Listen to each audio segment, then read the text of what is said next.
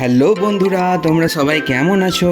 আমি তো বেশ ভালো আছি, আশা করছি তোমরাও ভালো আছো। আবার অনেক দিন পর তোমাদের সামনে একটা নতুন ব্লগ নিয়ে এলাম। আর আজকের ব্লগটা হচ্ছে রথের মেলা নিয়ে। রথ তো পেরিয়ে গেল, তাই রথের দিন আমরা কোথাও বেরোতে পারিনি। রথের পরের দিন আমরা বেরিয়ে গেছিলাম আমাদের সেই ইস্কন মন্দিরের যে রথের মেলা হয় সেখানে। দুর্গাপুরের ইস্কন মন্দিরের যে রথের মেলা হয় সেই মেলার আগের বছরের ভিডিও আমার এই রুদ্রস ব্লগ পেজেই আপলোড করা আছে। তোমরা কেউ দেখে না থাকলে আবার তোমরা দেখে নিতে পারো। তো আমি আর পায়েল সন্ধ্যাবেলায় বেরিয়ে গেছিলাম। আর সেদিন ছিল সোমবার, আর আমাদের দুর্গাপুরের ব্যানাচিতি মার্কেট সোমবারে বন্ধ থাকে, তাই ব্যানাচিতি মার্কেটে পেরিয়ে আমরা এগিয়ে চললাম ইস্কন মন্দিরের মেলার দিকে। বাজার বন্ধ থাকলেও রোডে বেশ ভালোই ভিড় ছিল, আর এমনি দোকানদানি বন্ধ থাকলেও ফুটপাতে অনেক দোকানদানি বসে সোমবার দিন। সেই সব দেখতে দেখতেই আমরা ইস্কন মন্দিরের মেলার কাছেই পৌঁছে গেলাম। এই মেলাটা হয় আমাদের এই জন্যে, যেটা আমাদের ব্যানাচিতি বাজার স্টিল মার্কেট পেরিয়ে এই জন্য এই মেলাটা হয়।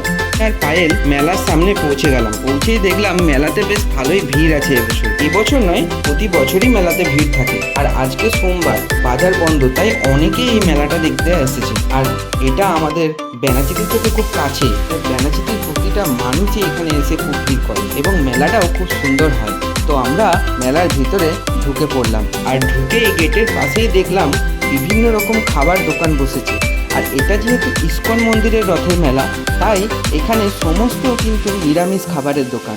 নিরামিষের যে কত রকম আইটেম হতে পারে সেটা এই মেলাতে এলেই বোঝা যায়। তারপর সামনেই দেখলাম প্যান্ডেল করে ঠাকুর জগন্নাথ দেবকে প্রতিষ্ঠা করা হয়েছে ওখানে, আর তাই আমরা প্যান্ডেলের সামনে চলে গেলাম।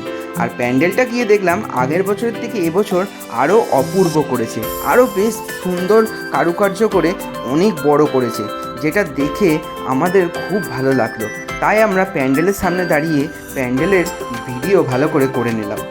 তারপর যেহেতু খুব ভিড় ছিল, তাই আমরা ভিড়কে উপেক্ষা করে প্যান্ডেলের ভিতরে ঢুকে পড়লাম। আর প্যান্ডেলের ভিতরে প্রথমে ঢুকেই দেখলাম একটা জগন্নাথ দেবের মূর্তির সামনে রাখা হয়েছে। সবাই ঘন্টা বাজিয়ে ওই জগন্নাথ দেবের মূর্তির সামনে প্রণাম করে মাথায় তিলক লাগিয়ে মণ্ডপের ভিতরে প্রবেশ করছি। আর আমরাও প্রবেশ করে গেলাম ভেতরে। আর ভেতরে গিয়ে দেখলাম ভিতরটা তো আরও অপূর্ব সৌন্দর্যভাবে সাজিয়েছে, যেটা দেখে আমাদের মন তো ভরেই গেল। সত্যি মনে হচ্ছে যেন একটা কোন জায়গায় চলে এসেছে। তারপরে এদিকে জগন্নাথ দেবের মূর্তিটা দেখে আরোই ভালো লাগলো। কি সুন্দর না লাগছে মূর্তিটা, অপূর্ব সুন্দর। সত্যি এই মেলায় জগন্নাথ দেবের মূর্তিটার সামনে গেলে আসতে ইচ্ছা করে না ওখান থেকে।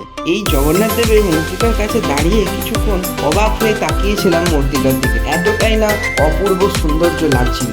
তারপর আস্তে আস্তে আমরা মণ্ডপের বাইরে বেরিয়ে গেলাম। এদিকে পায়েল তো কপালে তিলক লাগিয়ে নিয়েছে, দেখে মনে হচ্ছে ও সত্যি করে ইস্কনের ভক্ত হয়ে গেছে। তারপর আমরা মেলাটার দিকে এগিয়ে চললাম। মেলাটায় বেশ ভালোই ভিড় হয়েছে আজকে, জানি না অন্য দিন কেমন ভিড় হবে, তবে আজকের ভিড়টা বেশ ভালোই লাগলো। তারপর আমরা আস্তে আস্তে এগিয়ে গেলাম। এই মেলাটার আরেকটা জিনিস হচ্ছে, এখানে কোনো নাগরদোল্লা বা অন্যান্য মেলার মতো প্রচুর দোকানদানি বসে না। এখানে ইস্কন মন্দিরেরই কিছু দোকান বসে, যেখানে মন্দিরের কিছু জিনিস কিনতে পাওয়া যায়। তার সঙ্গে এখানে মহাভোগ প্রসাদ দেওয়ার দোকান, আর কিছু জুয়েলারি দোকান এবং বিভিন্ন রকম নিরামিষ খাবার দোকান এখানে বসে। এটাই মেলার পরিবেশ।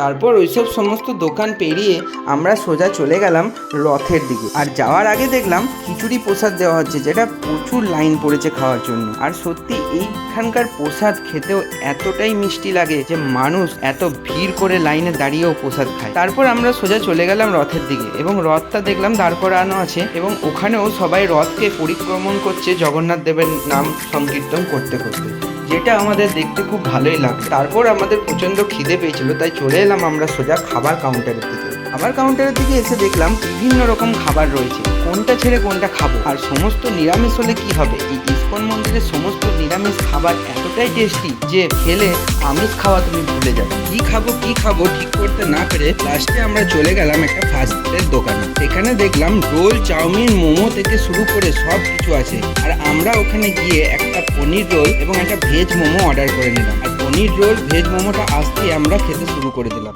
এখানকার নিরামিষ পনির রোলটা এত টেস্টি যে তোমাদের আবার খেতে ইচ্ছা করবে। ভেজ মোমোটাও মোটামুটি বেশ ভালোই ছিল।